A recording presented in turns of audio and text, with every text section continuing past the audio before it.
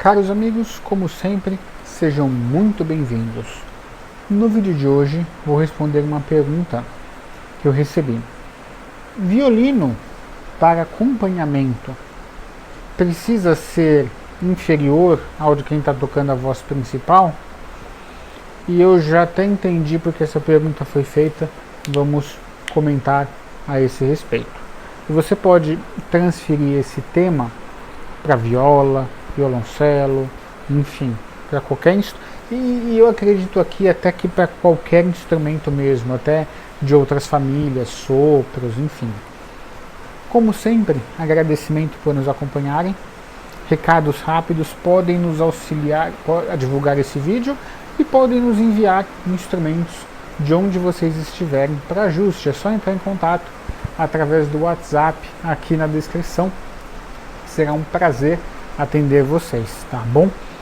E rapidamente, às vezes o YouTube me notifica que a maioria dos caros amigos que estão assistindo os vídeos, metade só estão inscritos. Então, se você gosta desse conteúdo, considere se inscrever e estar conosco aqui no canal, tá bom? A plataforma exige isso, sabe? Que você tenha essa interação toda, tá bom?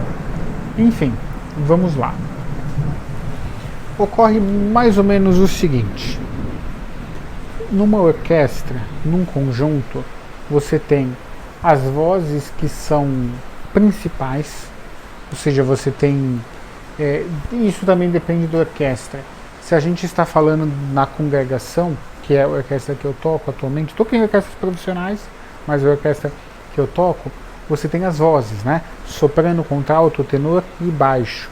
E os instrumentos fazem essas vozes, ou seja, não temos a música idiomática como uma orquestra sinfônica, que seria o seguinte: primeiro violino, segundo, para os caros amigos que estão nos acompanhando e não sabem disso, uma orquestra sinfônica nunca que o primeiro violino vai dobrar com trompete ou tocar em uníssono, enfim, com a flauta, enfim, cada um tem sua voz independente, tá?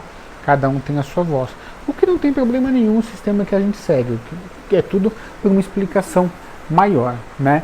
Então o que a gente tem normalmente numa orquestra sinfônica? É o primeiro violino, viola, violoncelo, contrabaixo, e você tem, na maioria das vezes, quando se trata só das cordas, a melodia nos primeiros violinos e normalmente o segundo violino faz um acompanhamento.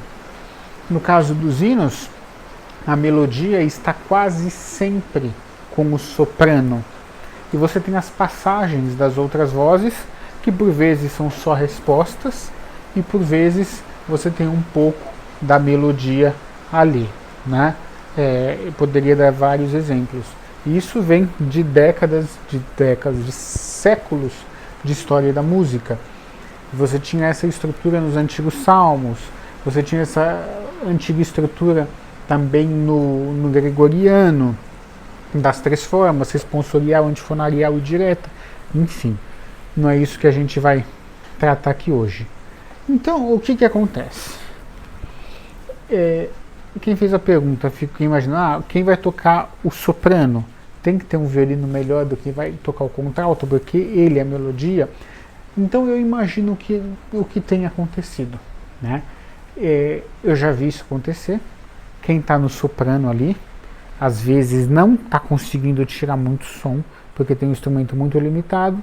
Quem está tocando contralto tem um instrumento um pouquinho melhor e consegue cavar mais som.